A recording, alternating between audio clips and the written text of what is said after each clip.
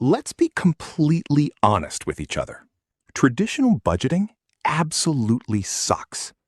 Most financial advice tells you to download a hyper-detailed app, track every single penny you spend, and log your expenses into dozens of confusing categories. They want you to log your $3.50 artisanal muffin under a hyper-specific subcategory like pastries consumed while feeling slightly stressed on a Tuesday morning. It's exhausting, tedious, and completely unsustainable for most busy people. And what happens? You do it for 4 days, you feel restricted, you accidentally forget to log a coffee, you feel guilty, and you completely give up. It's the financial equivalent of a crash diet, and it fails almost every single time. But what if you didn't have to live like that? What if you could manage your money perfectly using just 3 numbers, 0 spreadsheets, and 0 guilt? Welcome to the 50-30-20 rule. It is a stress-free budgeting layout designed specifically for people who hate budgeting. Today, we are going to sketch out exactly how this looks in the real world. The core idea here was popularized by personal finance experts who realized that trying to track dozens of micro-categories is a losing game. Instead, they proposed dividing your net income, that is, your take-home pay after taxes are taken out, into just 3 distinct, manageable buckets. Let's look at bucket number 1. 50% of your income goes to your needs. This is the largest single slice of your financial pie, and it is designed to secure your baseline survival. These are the absolute, non-negotiable expenses that keep a roof over your head and your heart beating. We're talking rent or mortgage, electricity, water, basic groceries, car insurance, and healthcare. A good rule of thumb is, if you lost your job tomorrow, would you still have to pay this to live? If yes, it's a need. Next up is the fun part. 30% goes to your wants. This is your guilt-free lifestyle spending money. Dinners out with friends, weekend travel, hobbies, concert tickets, subscription services, and yes, your morning coffee. As long as this slice stays at or below 30%, you can spend it without a single ounce of regret. Finally, the remaining 20% goes to your savings and future. This isn't money to buy a new pair of shoes next month. This is your emergency fund, your retirement investments, and any extra principal payments you are making to crush high-interest debt faster. This is the money that buys your long-term freedom. When you look at it visually, your entire financial life is balanced. You aren't restricting yourself from enjoying today, but you also aren't robbing your future self. It's a simple, elegant system. But to truly understand it, we need to see how it functions with real money. To see how this actually works, let's look at a real-world example. Meet Alex. Alex works a regular job and brings home exactly $4,000 a month after taxes have already been taken out of their paycheck. The moment Alex's paycheck lands in their bank account, the math tells us exactly where the boundaries are. We don't guess, and we don't calculate at the end of the month. We set the boundaries immediately using our 3 buckets. For Alex, this means exactly $2,000 goes into the needs bucket, $1,200 goes into the wants bucket, and $800 goes directly into the savings bucket. Let's look inside Alex's actual life to see if this fits. Alex's rent is $1,200. Their basic groceries and utilities come out to $400. Their car payment and insurance cost $300, and their phone and internet bills are $100. When you add those up, $1,200 plus $400 plus $300 plus $100, it equals exactly $2,000.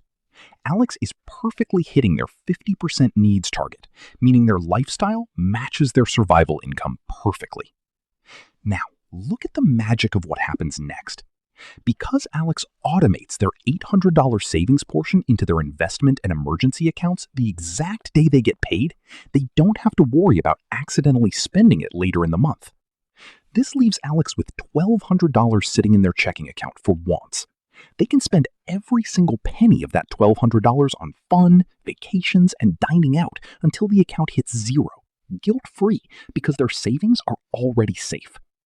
Now, this sounds incredibly simple on paper, but here is where almost everyone trips up.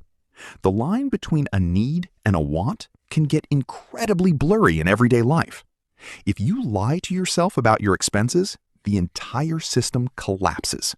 Let's break down the three biggest gray areas. Gray area number one is your car. Do you need a vehicle to get to work? If you live somewhere without public transit, yes. The basic cost of a reliable vehicle is a need. But if you upgrade to a luxury sports car with high-end features that adds an extra $400 to your monthly payment, that extra cost is a want. Gray area number two is food. Buying basic ingredients from the supermarket so you can cook healthy meals is an absolute need. But ordering delivery from a restaurant because you didn't feel like cooking, even though it's food, that is entirely a want. Gray area number three is clothing. Replacing a worn-out pair of work shoes or buying a winter coat is a baseline need. But going on a shopping spree for designer clothes or a fifth pair of sneakers is a want. You have to be brutally honest about these definitions. When you misclassify your wants as needs, your lifestyle starts to artificially inflate.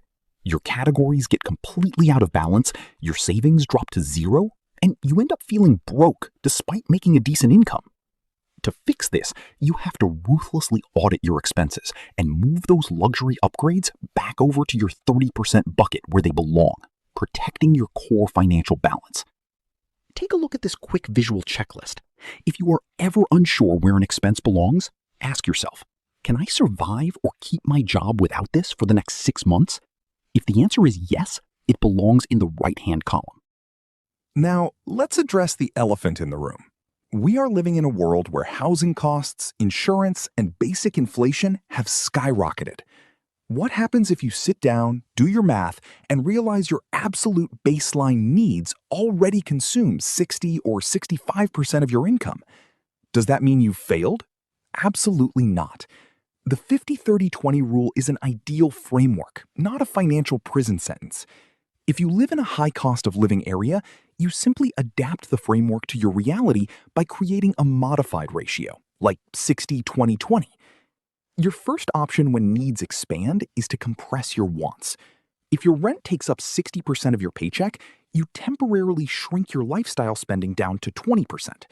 You can still go out and have fun, but your margin for luxury is smaller because your housing costs are eating up that space. Your second option is to trim your savings, dropping it to 15 or 10%. But be incredibly careful here. Your savings bucket is your protection layer against emergencies. Slicing it too thin for too long leaves you highly vulnerable to debt if a crisis hits. The goal of adjusting your percentages isn't to be perfect. It's to make sure you consciously understand the trade-offs you are making.